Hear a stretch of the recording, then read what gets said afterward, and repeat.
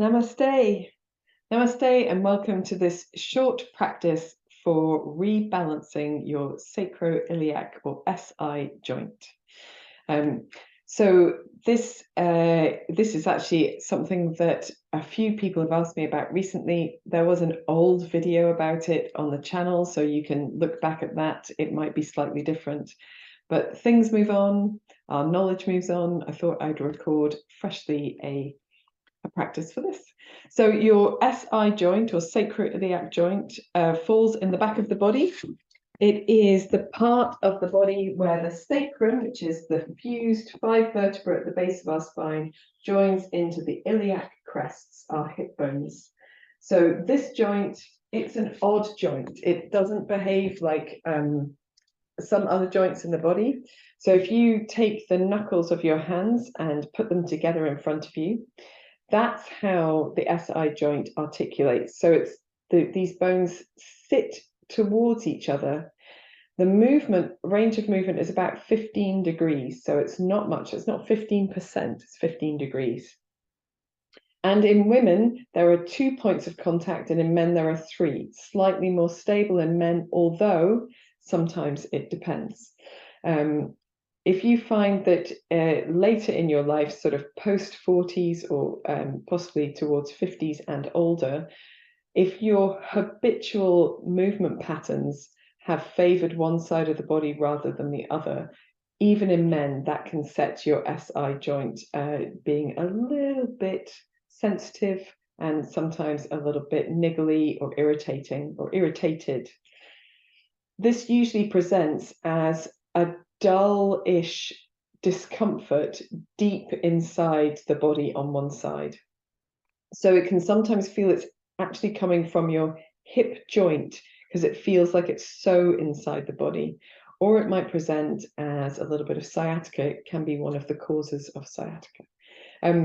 So if you have any sharper pain and it's on both sides of the body, it's unlikely to be just your sacroiliac joint in play there. So it tends to be a duller pain.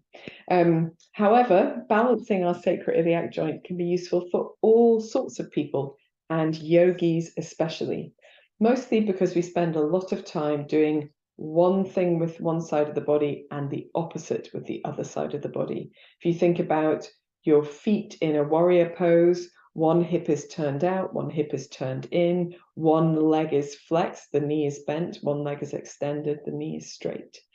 And this has the effect of creating different forces over the SI joints and the hips themselves, the pelvis, and where the spine comes into the pelvis as well.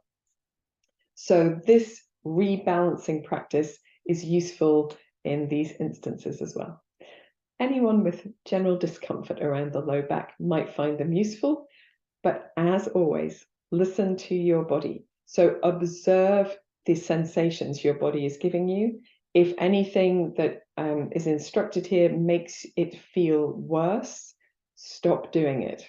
It's not going to be helpful. If it makes it feel better, remember it. It is going to be helpful. Okay. And always, no increased discomfort as the result of the yoga practice that you're doing. Okay, bear that in mind. We are going to need 2 props today. So I have here a Pilates ball. I use these quite a lot in yoga. It's a soft ball that I've taken about 1/3 of the air out of. I've got quite a bendy back, so I can manage that. You might want yours a little bit lower than that. Half full is fine. If you don't have a squashy ball, you don't need to run out and buy one. Grab a Ziploc bag, fill it with air, and put that underneath the body. Just test it with your weight first, make sure it's going to work. Any other uneven surface that allows you a bit of this kind of manipulation will work. So if you have a child's ball or something like this, my husband has like this wobble pad thing that he stands on at his desk because he has back problems, and that's much wider but is like a squashed ball, and that I've used before as well. So we're going to use that, and we're also going to use a block of some kind. So it is possible to do this practice over a book, anything that will just lift your pelvis. But if you can find something that provides this kind of shape, we really want to put this kind of shape down the center of the pelvis, so that we've got one leg on either side and this in the center, rather than having this kind of shape where we support the whole of the back of the pelvis. But we will explore both options. So let us come down onto the mat. We're going to start with the red ball first, so the block can go to one side. And just coming to lying down on your back, feet on the floor. And observe first how your body feels in this position. So as you come down onto the mat, are you able to feel your body letting go into the support of the floor? Often when we've got discomfort or pain, we're holding on to muscular tension as if we're trying to keep ourselves away from that pain. So can you allow your body to soften here, even just being able to let go of a little bit of that muscular effort sometimes affords us release. And then we're going to just do a little bit of tipping of the pelvis backwards and forwards. So flattening your back slightly into the mat as if you were drawing your pubic bone back towards you, and then rolling over the sacrum to take your buttocks towards the floor, tailbone towards the floor, creating a little bit of a gap underneath the low back, but just small. So we're making that subtle movement backwards and forwards. And you can engage a little bit in your belly muscles here to do this. You might need to press your feet into the floor to do this. Engage the buttocks slightly, but we're not lifting the hips off the floor like in a bridge pose. We're just rocking backwards and forwards over this area of the spine and the pelvis. Backwards and forwards. And this is a gentle mobilizing. Again, if it doesn't feel good, you don't have to do it. And we're going to take that same action and do it on top of this ball. So first we need to press into the feet and lift the hips enough to place that ball underneath the body. So you might want your ball to be quite flat, or if you're using a Ziploc bag full of air, it might be a little flatter, which is quite good. And we want the ball or the support to be underneath the sacrum directly. So if you take your hands onto the bony parts of your hips here at the front, even I can find those, and then run your hands directly behind, you'll feel the flattening and spreading of your the back of your hips and buttocks, and the ball should be right there. So we don't want it too high, because we don't really want to create a massive arch in the back, and we don't want it too low, otherwise it won't give enough support for us to be able to let go into the ball. And you might need to explore moving your feet slightly further away from you, or feet slightly further back towards you, or wider or more narrow. So finding a place where you feel that you can begin to manipulate the weight on this ball, but also be super comfortable. Your arms can be completely relaxed here. They can be wherever suits you. Doesn't need to be over the abdomen, but sometimes when we first begin doing this practice, when you're new to it, resting the hands here on the hips or the abdomen can be quite useful. So the ball provides an unstable support, but support nonetheless.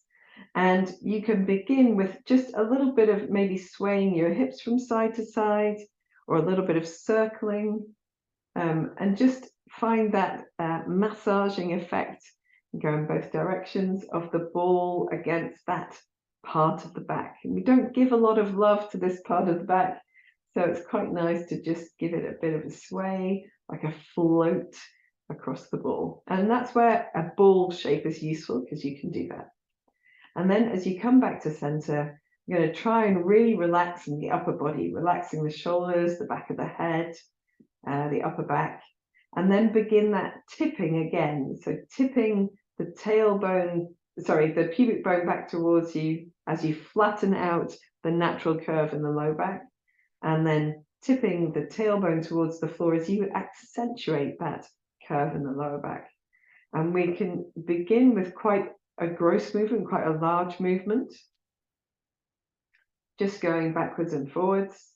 But then we're going to try and make it really small and subtle. So trying to keep your knees still and trying to move only with the muscles of the lowest part of your torso, maybe a little bit with the buttocks, maybe a little bit with the tops of the hamstrings, making a very small movement backwards and forwards. And it's the smallness of the movement that is important. So we're trying to work the deeper muscles of the lowest part of the torso, which is the front of the body, the sides and the back of the body. We tend to focus on the front, but it's not just the front. So trying to work the deepest muscles so we provide stability for the SI joint. So we're creating, this is like a long-term preparation of the body to create some real core strength. And when I say core strength in this instance, I'm talking about the muscles that are much, much deeper than we're used to even thinking about. So it really is in the core. When you've done a bit of backwards and forwards, just relax for a moment and you can give yourself a bigger sway on the ball. And you'd be surprised at how much effort that is, perhaps. A little wiggle, dancing hips, or whatever feels good. If your back is sensitive at the moment, you might want to make much smaller, more contained movements. And then coming back to center, and we've done forwards and backwards, and now we're going to go left to right. So just taking one hip towards the floor and then the other, giving a little rotation. You'll see your knees moving, perhaps a touch from side to side. We're not trying to move the knees from side to side, but when we make these larger movements, the knees naturally help. And when you're ready, come back to center, and we're going to make the side-to-side movement as subtly as possible, really tiny, really small, knees not moving, bottom of the rib cage not moving either. So it's all happening in the very contained space across the front and back of the pelvis. And then coming to rest in the center, just taking a few bigger swirly movements, if that helps to release. I find that helps to release. And you might want to also straighten your legs, which is quite nice to lie across the ball with the legs straight. You can do a little sort of swaying. Any of these wriggly movements really help to release tension, and particularly the bits of tension we're not aware of holding. When you're ready, you can slide your feet back in, place the feet down, and we're going to do something called the pelvic clock. So this is actually from Pilates. And in this, we move our pelvis in a circle very slowly, those slow, subtle movements that we've practiced backwards and forwards and side to side come into play. So if we imagine that 12 is up at our head and 6 is directly between the toes, then we start at 12, and then doesn't matter which direction you go in, move to 1, 2, 3, 4, 5, 6, as open as you can that way, nice and subtle, 7, 8, 9, 10, 11, 12. So going around at your own pace a few times. It sometimes helps to think of the numbers as you go. Or if you're more practiced, if this is more familiar, you might just want to make really nice, slow, subtle circles. Again, trying not to move in the ribs or the knees, keeping that movement much more contained to the place across the pelvis. When you're ready, go in the opposite direction. And you don't need to do masses here, maybe 4 or 5 in each direction. Having done some separate front, back, side to side action earlier is enough. You can probably fit this into 5 minutes in your day to help to build stability and rehab this part of the body. When you're ready, coming back to center and just resting for a moment, If you're enjoying the wiggle and swirl, you can wiggle and swirl. I really love that. It's like massaging your back, but not paying somebody else to do it. And then, sorry, I'm very entertained by myself. Then lifting the hips as subtly as possible, just to ease that ball out and allow your hips and the back of your pelvis to touch down onto the floor. Notice how much more ease there is as you release out of that posture, and also notice the effort that you've made. So deep training for the deeper abdominal muscles, and stretch out your legs, maybe roll your feet from side to side. If you fancy, you can give yourself a little stretch down the sides of the body, whatever feels good. Oh, excuse me. This is my last recording of the day. So perhaps a little jaded there, not to worry. Maybe rolling the feet at the ankles, keeping the knees nice and soft, which lets the thigh bones roll in the actual hip sockets that we're used to working with, and maybe giving ourselves a little shake or a shimmer. Grab hold of your block. Bend your knees up again, and we're going to put the block in down its longest side underneath the spine at the sacrum. So we're lifting our hips.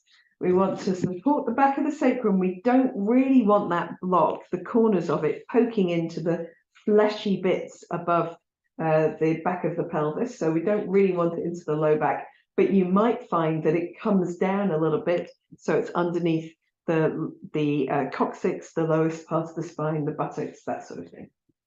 So wherever it is, make sure it feels like it's centered and you've got even weight on both sides, so it's not slightly off to one side, and that it's straight. Sometimes people put it in a little bit squint, so you can play around with it, play around with your weight on it, make sure it feels comfy. And to begin with, all you're doing is resting here, making sure the upper body is nice and relaxed. Maybe just a gentle sway of the head from side to side, nose from side to side. So the back of the head is nice and heavy, the shoulders heavy here. Taking a few deep breaths.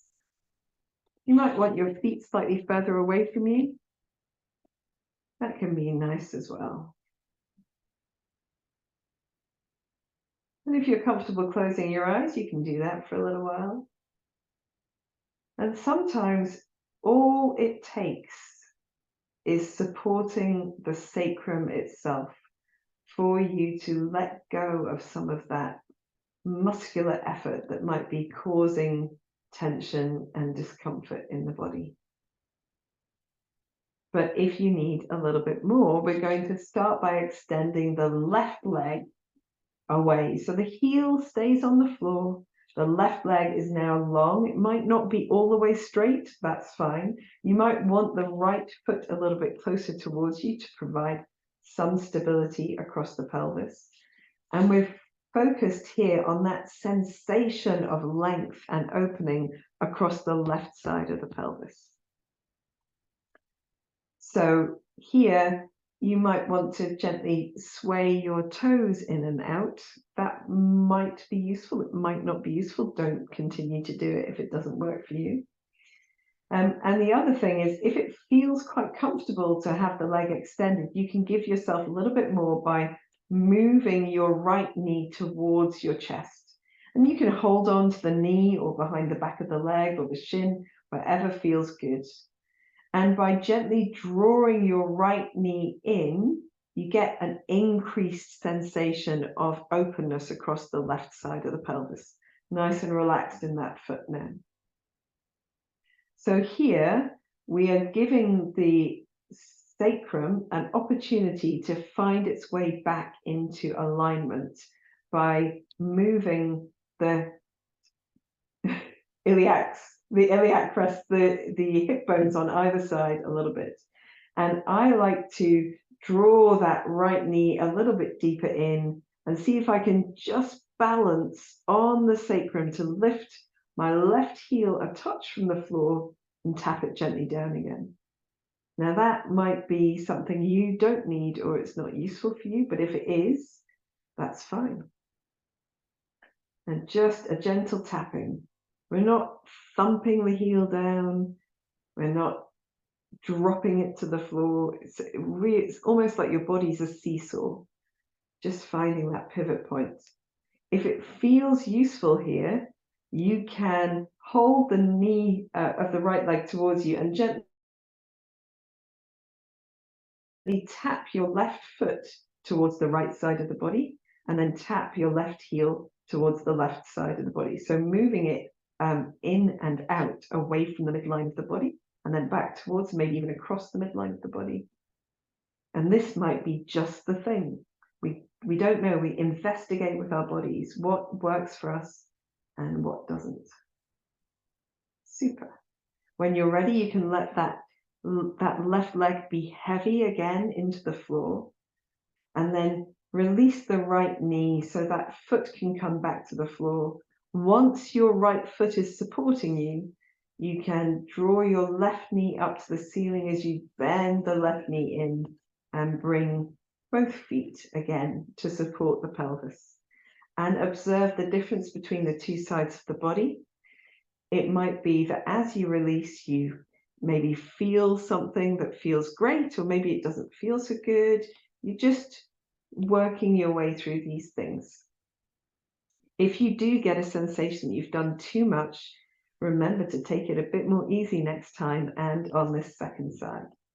So we're going to slide the right heel away first, just lengthening that right leg. It doesn't matter if it's not straight. Finding the space across that right side of the pelvis here at the front, and maybe noticing the sensations in the back of the body as well. You might want your left foot a bit closer towards you for support, or not, as the case may be. This is enough for many, many people without doing the extra variations. But if you would like to do a little bit more, if it feels comfortable, it feels useful, you'd like to explore, bend the left knee into your chest. And if you want to, you can hold wherever is comfortable, around the back of the knee, or back of the thigh, sorry, or top of the knee, or the shin, whatever. I've got shorty arms, so back of the thigh is great for me. And just begin with gently drawing that knee in, seeing if you can increase that sensation of openness in a way that feels good across the right hip. And if it does, you can then see if you can find that balancing pivot point where you can lightly tap your right heel up and down, tap it to the floor, gently drawing the left knee a bit closer, and then letting it. Tiny, tiny movements. If it feels good doing that, remembering that you're not thumping the floor, gentle tapping. You can imagine someone doing that. Then you might like to hold the left knee into your chest and gently tap the right heel towards the midline of the body, and then tap it gently out to the right side. Try to keep your balance and your centered space nice and secure. So you don't want to tap so far out to the side that you feel you're going to fall off your block. Very good. And then when you're ready, you can release that left foot, take the left foot down to the left knee, sorry, take the left foot to the floor, and then just allowing your right knee to turn up towards the ceiling a little bit. If it's fallen out to the side, that's more common in people who have got turnout in their hips. Slide both feet in. And we're going to come down off the block for a little bit of a rest. So here, nice and subtle, tuck the tailbone, squeeze in the buttocks, just enough to lift, release that block, and let your hips come down to the floor. Oh my goodness, that will feel like such a relief. So if you're not used to working on something as firm as a block or a brick, you might feel it's like you've been pressing something really hard, and then you release. It's like a flood of blood to the area. Might feel a really nice warm sensation spreading out in the back of the body there. And here you might like to also relax both legs onto the floor, maybe do a little turning of the feet from side to side, or circling of the ankles, keeping the knees nice and soft. So you get that massaging effect into the hip joints as well, just releasing, nurturing, lubricating, all the good things. So having done this practice, we're going to come back onto the blocks just to give ourselves the opportunity for a little bit more openness. But we had our blocks in this orientation, which means we were on the second stage up of height. We're going to turn them down to the lowest stage. Unless you're really, really super bendy in the back, then I would recommend that. So this time we're putting the blocks sideways underneath the body to support the whole of the back of the pelvis. Lifting the hips only enough to do that. Making sure, same thing, hands on the hips at the front, move it around, the block should be directly behind, not supporting up into the upper back, not supporting too low into the buttocks. The hips can rest here, the arms resting down by the sides. Taking a few deeper breaths here. And this is our sort of winding down. You can maybe think about closing your eyes a little, maybe turning the head from side to side, just to ease out any tension from the back of the body. Maybe find those deeper breaths. Sighing out through the mouth helps us to let go of things that we've loosened off in yoga. And then you can explore again, extending the left leg. If it feels good here, and hopefully it does because you're even more supported, you can extend the right leg as well. If not, just doing one leg at a time, as we did in the previous practice. If it feels good here, so my toes naturally want to fall out, my knees naturally want to fall out. You might be more centered, and that's okay. But if you want to, you can widen your legs a little bit more. If you get a pinching sensation from taking the legs wider, just bring them closer together. Not a problem at all. And then with your arms, you can relax your arms out to your sides, or I really like putting my arms over my head on the floor. It feels super open. I just love the sensation of this length in the front of the body and this space underneath the arms as well. If you've got your arms over towards your head, make sure that the wrists and elbows and shoulders are all on the floor. So if you have your elbows up, just means your shoulders are a bit tight there, widen your arms, the elbows will find the floor. And it might be that they don't find the floor until they're lower down. That's okay. You don't want any tension in the upper body. And then here, you're just hanging out for 5 or more deep breaths.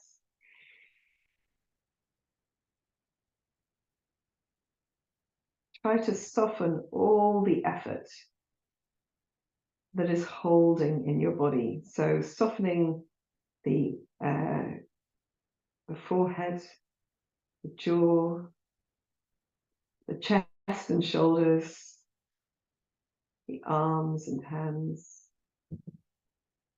as well as softening across the belly, the buttocks, the legs, feet.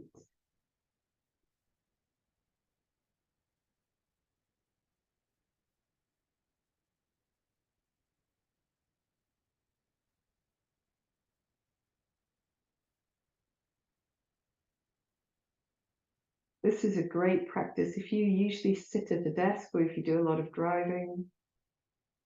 If you do a lot of driving and it's a manual car, this is really good to rebalance the sacroiliac joint, but also this practice of just giving the back of the body a touch of lift so the front of the body can be long.